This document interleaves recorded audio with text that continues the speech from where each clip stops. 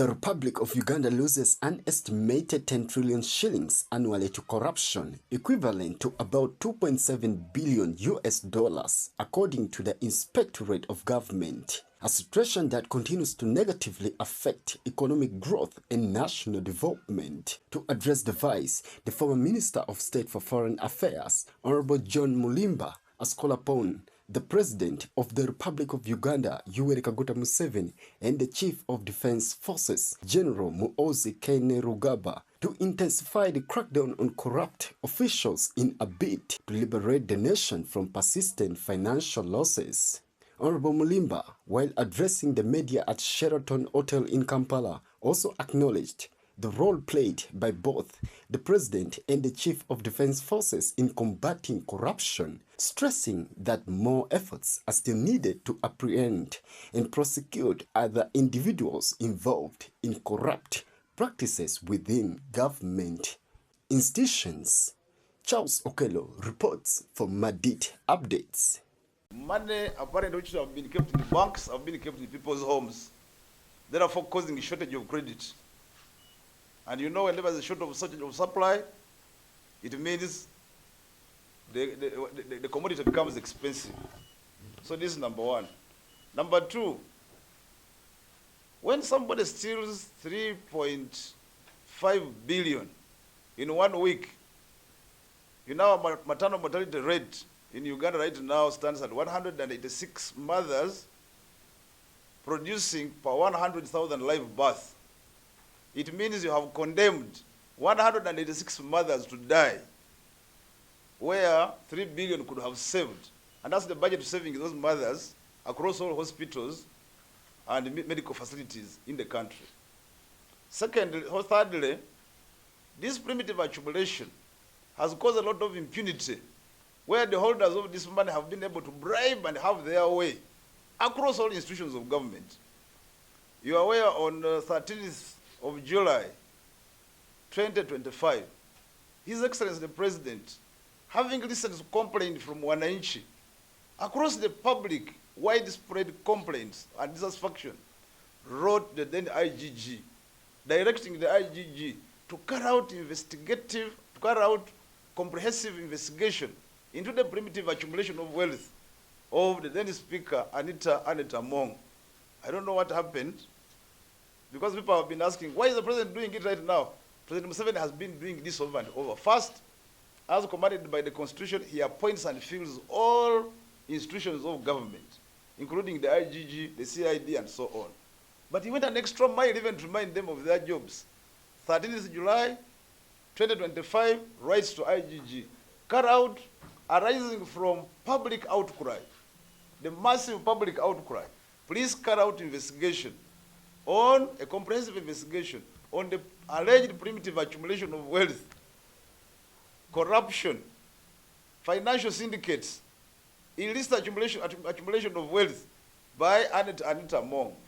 Now, since 2025, maybe then IGG, I suspect, either since these are people who have accumulated a lot of wealth and they were doing it with impunity, could have been compromised or intimidated, but I don't think being intimidated. Maybe could have been compromised. And up to now, when the President again has swung in action, nothing was done by that institution, which all of us expect to have discharged their mandate into carrying out this investigation. So therefore, my appreciation, deep appreciation to His Excellency the President, President Museveni, for the action he has taken now. My sincere and deep appreciation to Afande MK for the patriotic and constitutional move that he has taken on. You know, he has coded it Operation Maliza Ufisadi. Those of you who don't understand Swahili, Operation Maliza Ufisadi means Operation Finish Corruption. How I wish this can really be realized. So yeah, this fight against corruption can go on and on and on. This primitive accumulation of wealth has also made people to become very, very, very entrenched. People have become very entrenched and bad-mannered.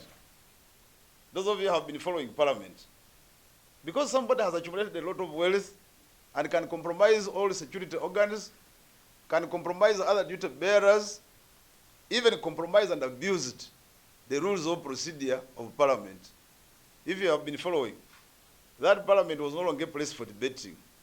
It was a place for one person to abuse anybody at will. So my sincere appreciation to His Excellency the President for what he's doing, and please carry on. You know, if we don't speak, some people will be there and say, you know, the President is working alone. No, Mr. President, you're not alone. Afandemko, you're not alone. Millions of Ugandans are sobbing. Millions of Ugandans have nowhere to run. The final area I want Afande MK to quickly rush to is police. Uganda Police Force.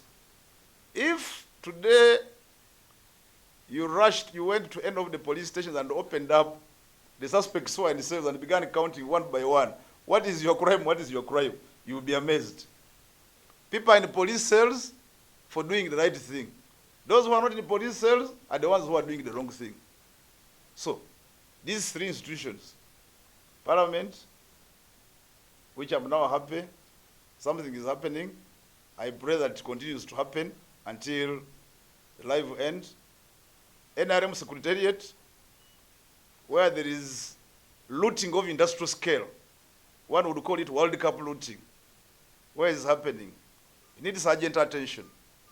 Secondly, for Ugandans to be safe, to be protected, to have confidence in the country, police, the impunity, the illicit accumulation of wealth by various DPCs, by hounding those who are doing right, should also be addressed.